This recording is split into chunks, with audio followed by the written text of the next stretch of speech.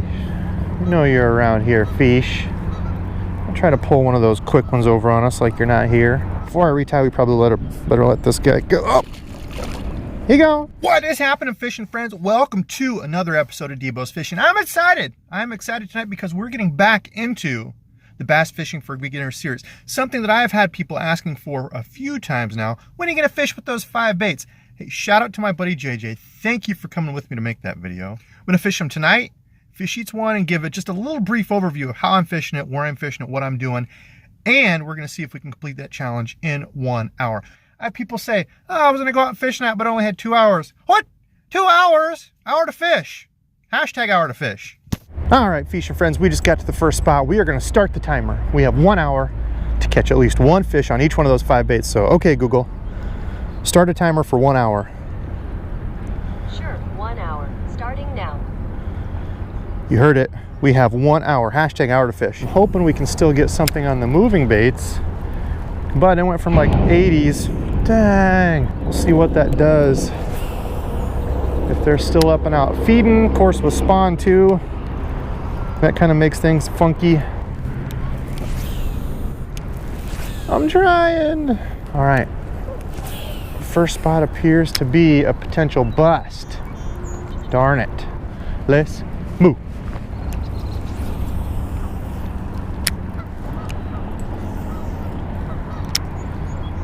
There's a big drop off here, a big lip and a bunch of chunk rock. Oh, there was a fish right there. Came out and grabbed it. Nothing. We'll go this way with it. Where'd all the bass fish go? More carp right in front of us. Freshwater sharks finning over here. We need the large jaws.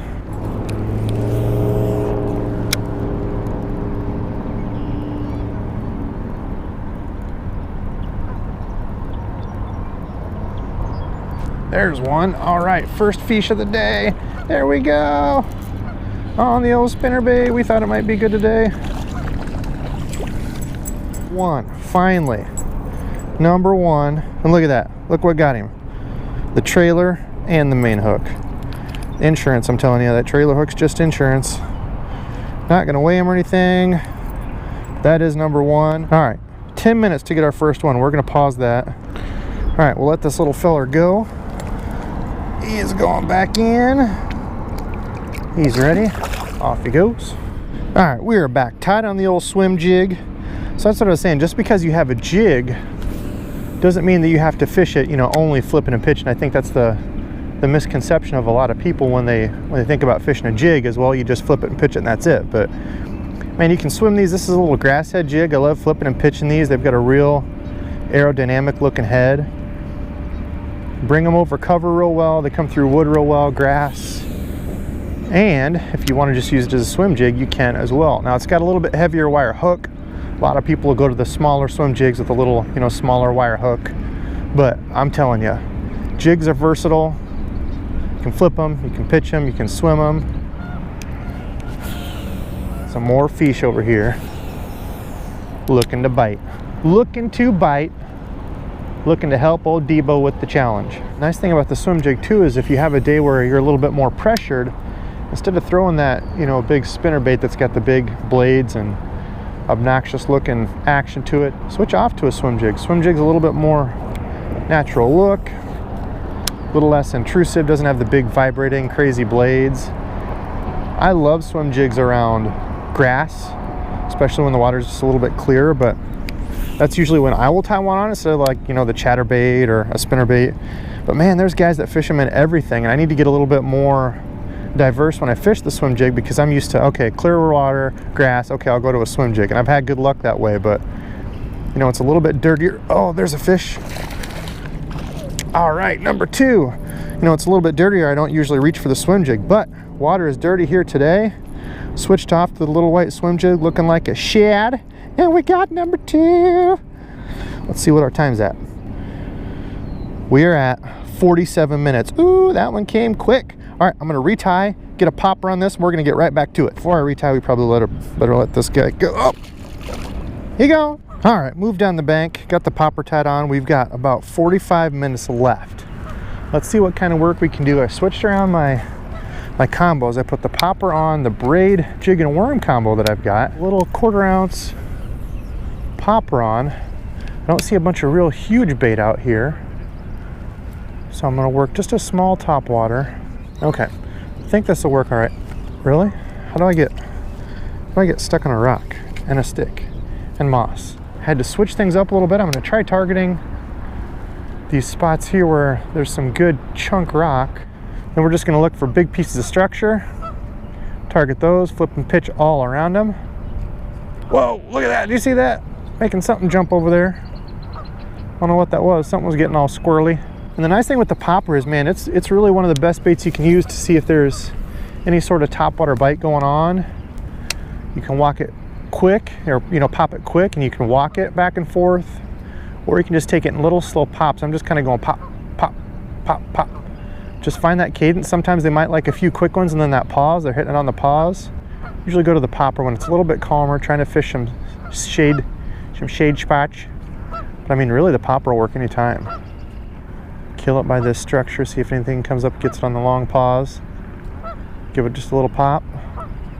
Come across the other side of it. Okay, let's move up a little bit farther. See if we can get bit over here. Now there's a ton. Look at all this chunk rock here. So we're just going to work the stick bait out there. Pop it back. Remember that my rod's there and try not to bust the tip. I'm just going to pop the old stick bait, throw it out, pop, pop, pop, and let it sit. Pop, pop, pop, let it sit. That's the awesome thing about stick baits, especially for a new angler. You can't really fish it wrong. Most of the time you're just throwing it out there, letting it sink. That's when you're going to get bit most of the time on the stick bait. Then of course you can work it back and pop it. It works especially well when you're fishing at wacky rig, but I do it on my Texas rigs too. But usually for me, I'm getting bit on that initial cast and fall. I'm targeting big pieces of structure, wood, laydowns. Oh, had something take it there. I'm apparently targeting the big fish today. That was a nice stealthy entrance there. There, we got him. All right. Yes, full of action. Just like that. That was the fall on it is what got him. All right, fish number 3. That's a decent fish. All right. Fish number 3 for today. Whoa. Woo, got a good one. Got him. Yeah, beautiful. Even getting cheered on by the people running by. Gotta love that. People verifying you. That guy's gonna go home and watch some DEBO'S fishing YouTube videos. Time check, 38 minutes left. Let's see if we can do it. All right, we'll let this guy go. Get him on the vidya. All right, there he goes. Okay, finishing rigging up here. I did not have a Pit Boss with me. I know that's what we picked up at Walmart, JJ and myself. I love the Pit Boss, but I forgot the other day I cleaned out my backpack and I don't have a Pit Boss with me. So we're going with the baby brush hog. Not the most ideal for this color water. Would like something a little darker. It is green pumpkin at least, but we're gonna add just a little bit of the spike it garlic to add just a little bit on the tips, nothing too crazy. We are down to the last 2 baits, 4 and 5.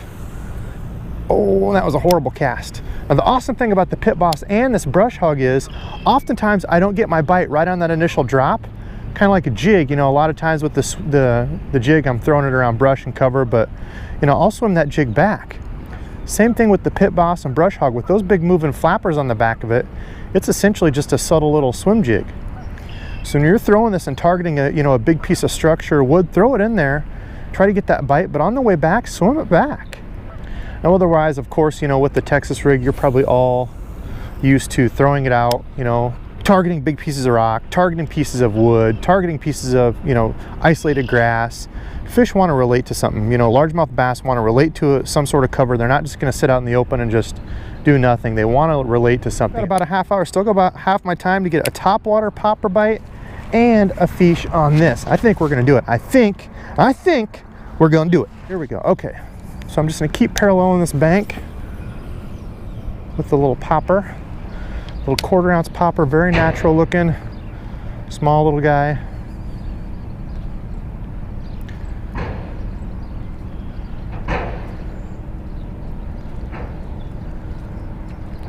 There it is. All right, first cast over here. Nice, we got the popper fish out of the way.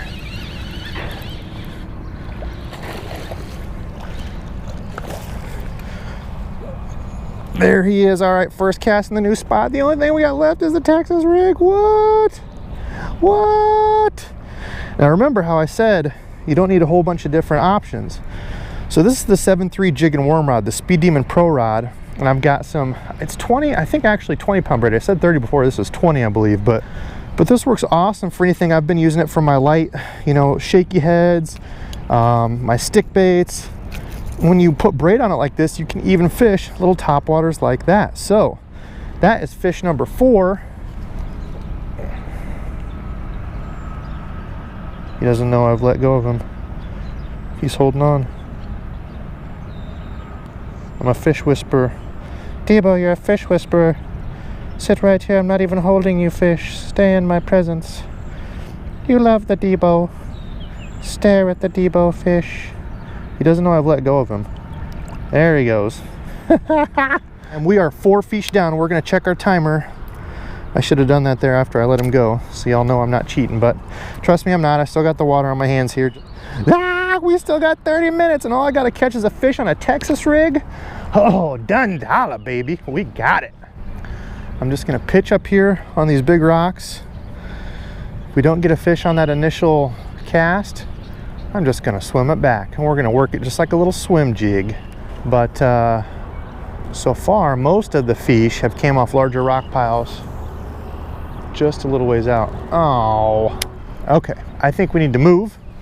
Keep covering some water. 1 bait, half hour left. We got this. We got this, folks. Pitch to that. There's a big piece of chunk rock down here by the tree. I'm just trying to hit these rocks from different angles. You never know what side that fish is going to be on.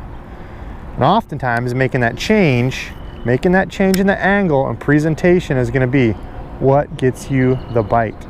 We're moving. I thought that was the spot. I thought we were going to close it there. Are we going to get the last one? So far, those piles have not been producing. All right, gotta move. Gotta move, gotta move, gotta move. Last fish, we need a time update. What's the time? 10 minutes. Oh, golly. We got 10 minutes to catch the last fish here on the Texas rig. Who'd have thunk it? Who'd have thunk that the Texas rig would be holding us back today? Come on, swimming Texas rig. Get me that last fish. There it is. Oh, we got him. Last fish on the old Texas rig. Forgot I set my drag a little bit loose for that spinnerbait. Oh, all right, good looking fish. Good looking fish for that's the biggest one of the day. Let's go. On the Texas rig, swimming the Texas rig. Look at that. Time to spare, 9 minutes to spare. And we got all 5 of the challenge done in the hour. Okay, let's get this big dog unhooked and back in. Easy 3-pound bass right there. Good looking bass. Got the spots on him. Tail's looking a little bit tore up from spawn. Oh yeah. Looking fish. Got some black lipstick on there. Let's get this big guy back in. We are challenge complete.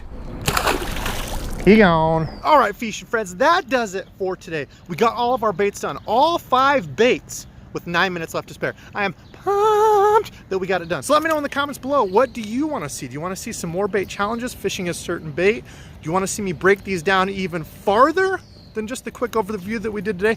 Now, the challenge is we got to put JJ on those baits. So JJ, I challenge you, 5 baits, bank fishing for beginners. You got to do it now.